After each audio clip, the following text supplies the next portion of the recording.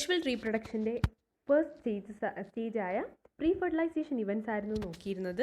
The next topic is fertilization. The fusion of male gametes with the female gamete is known as fertilization. Male gamete female ഗമീറ്റുമായിട്ട് fuse ചെയ്ത് പുതിയൊരു zygote ഉണ്ടാകുന്ന പ്രോസസ്സാണ് fertilization. The fusion of gamete is also known as syngamy. ഈ ഗമീറ്റ്സിൻ്റെ ഫ്യൂഷനെ syngamy എന്നും പറയാറുണ്ട്. It results the formation of a diploid zygote. ഇത് ഒരു ഡിപ്ലോയിഡ് സൈഗോട്ടിൻ്റെ ഫോർമേഷന് കാരണമാകുന്നു.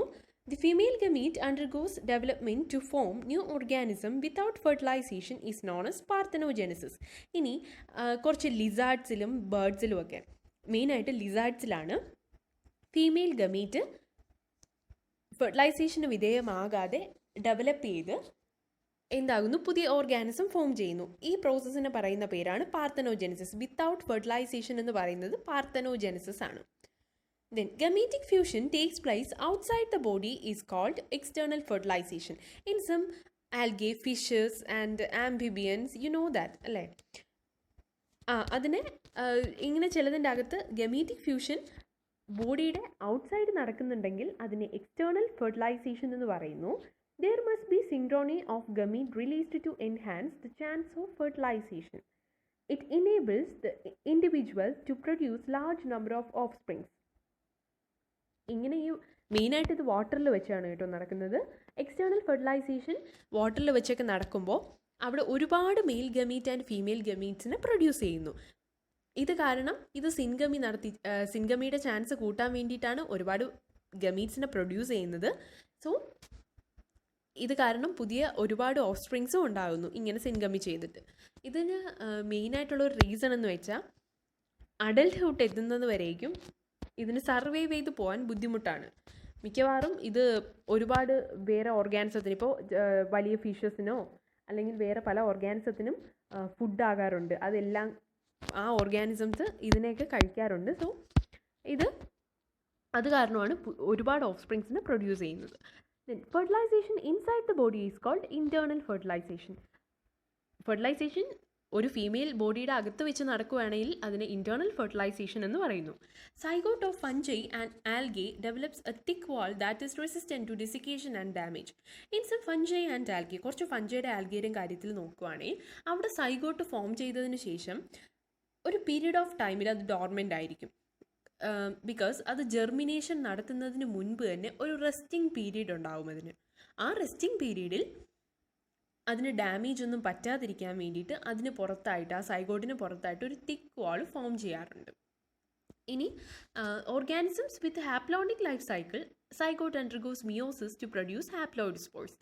ഹാപ്ലോയിഡ് ഓർഗാനിസത്തിൻ്റെ ലൈഫ് സൈക്കിളിനകത്ത് ആണെങ്കിൽ എങ്ങനെയായിരിക്കും, സൈഗോട്ട് മിയോസിസിന് വിധേയമായി അവിടെ കുറച്ച് ഹാപ്ലോയിഡ് സ്പോർസ് പ്രൊഡ്യൂസ് ചെയ്യും. സൈഗോട്ട് ഡിപ്ലോയിഡ് ആണ്, അതുകൊണ്ട് തന്നെയാണ് ഇവിടെ മിയോസിസ് നടക്കുന്നത്.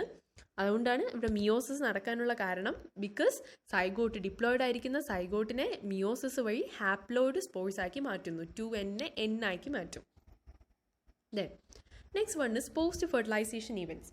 അപ്പോൾ events in sexual reproduction after the formation of zygote are called post fertilization events. Fertilization വഴി സൈഗോട്ട് ഉണ്ടായി കഴിഞ്ഞു. ഈ സൈഗോട്ട് ഉണ്ടായി കഴിഞ്ഞതിന് ശേഷമുള്ള പ്രോസസ്സുകളാണ് പോസ്റ്റ് ഫെർട്ടിലൈസേഷൻ ഇവൻറ്റ്സിൽ ഉൾപ്പെടുത്തിയിരിക്കുന്നത്. അതിൽ നടക്കുന്ന പ്രോസസ്സ് മെയിനായിട്ട് എംബ്രിയോജെനസിസ് ആണ്. The process of development of embryo from the zygote is known as embryogenesis. സൈഗോട്ടിൽ നിന്ന് പുതിയ ഒരു എംബ്രിയോ ഡെവലപ്പ് ചെയ്യുന്ന പ്രോസസ്സാണ് embryogenesis. During embryogenesis zygote undergoes cell division and cell differentiation. Embryogenesis നടക്കുമ്പോൾ എങ്ങനെയാണ്, സൈഗോട്ട് ആദ്യം സെൽ ഡിവിഷനും സെൽ ഡിഫറൻസിയേഷനും നടത്തുന്നു. കാരണം സെൽ ഡിവിഷൻ നടത്തുന്നത് എന്തിനാ, സെൽസ് ഇൻക്രീസ് ചെയ്യാൻ, നമ്പർ ഓഫ് സെൽസ് ഇൻക്രീസ് ചെയ്യാൻ വേണ്ടിയിട്ട്. അങ്ങനെ ആയാലേ സൈഗോട്ടിൽ നിന്ന് എംബ്രിയോയ്ക്ക് ഡെവലപ്പ് ചെയ്യാൻ പറ്റുള്ളൂ. അതിന് വേണ്ടിയിട്ട് സെൽ ഡിവിഷൻ നടക്കുന്നു. Then cell differentiation helps group of cells to undergo certain modifications to form specialised tissues and organs. പുതിയ ടിഷ്യൂസും ആ ടിഷ്യൂസ് വഴി ഓർഗൻസും ഫോം ചെയ്യാൻ വേണ്ടിയിട്ടാണ് സെൽ ഡിഫറൻസിയേഷൻ നടക്കുന്നത്. In oviparous animals which lay egg and development takes place inside the egg. രണ്ട് types animals ഉണ്ടല്ലോ, oviparous animals and viviparous animals. ഈ ഓവിപാരസ് ആനിമൽസ് എങ്ങനെയാണ്, they lay egg and development takes place inside the egg. എഗ്ഗിൻ്റെ അകത്ത് ഈ സൈഗോട്ടിൻ്റെ development നടക്കുകയാണെങ്കിൽ അതിനെ ഓവിപാരസ് animals എന്നും, ഇനി വിവിപാരസ് ആനിമൽസിൽ they gives birth to the young ones. Birth നടത്തുന്ന ആനിമൽസിനെയാണ് വിവിപാരസ് ആനിമൽസ് എന്ന് പറയുന്നത്. എഗ്ഗ് ലേ ചെയ്യുന്ന ആനിമൽസ് ഓവിപാരസ് ആനിമൽസ്. അവിടെ സാധാരണ അറിയാവുന്നതുപോലെ ഒരു ഷെല്ലിനകത്താണ് എംബ്രയോ ഡെവലപ്പ് ചെയ്യുന്നത്, എന്നിട്ട് ഇത് ഹാച്ച് ഔട്ട് ചെയ്തിട്ട് ഓർഗാനിസം പുറത്തു വരുന്നു. In viviparous animals they gives birth to the young ones. The development takes place within the body of female. In flowering plants zygote is formed inside the ovule. Flowering plants എടുത്ത് നോക്കുവാണെങ്കിൽ angiosperms the ഒവ്യൂളിൻ്റെ അകത്ത് zygote form ചെയ്യും. അവിടെ വെച്ച് തന്നെ embryo develop ചെയ്യുന്നു. After fertilisation the sepals, petals and stamens wither and fall off. Fertilisation കഴിഞ്ഞതിന് ശേഷം അവിടെ പിന്നെ ആവശ്യമില്ലാത്ത ഈ സെപ്പൽസ്, പെറ്റൽസ്, സ്റ്റേമൻസ് അതൊക്കെ കൊഴിഞ്ഞു പോകാറുണ്ട്. Pistil is remain attached to the plants because പിസ്റ്റിലിനകത്താണ് എന്ത് ഫോം ചെയ്യുന്നത്, ഈ ഓവറി ഒവ്യൂളൊക്കെ ഒക്കർ ചെയ്യുന്നത്. ദെൻ അതിനകത്താണ് സൈഗോട്ട് ആൻഡ് എംബ്രയോ ഒക്കെ ഡെവലപ്പ് ചെയ്യുന്നത്.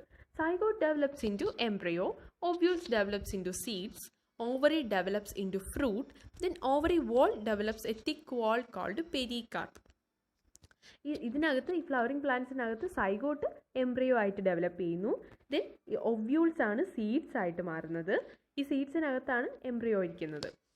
ഈ ഒവ്യൂൾസ് സീഡ്സ് ആയി മാറുന്നു. ദെൻ അതിന് ചുറ്റുമുള്ള ഓവറി എന്താവുന്നു, ഫ്രൂട്ടായിട്ട് മാറുന്നു.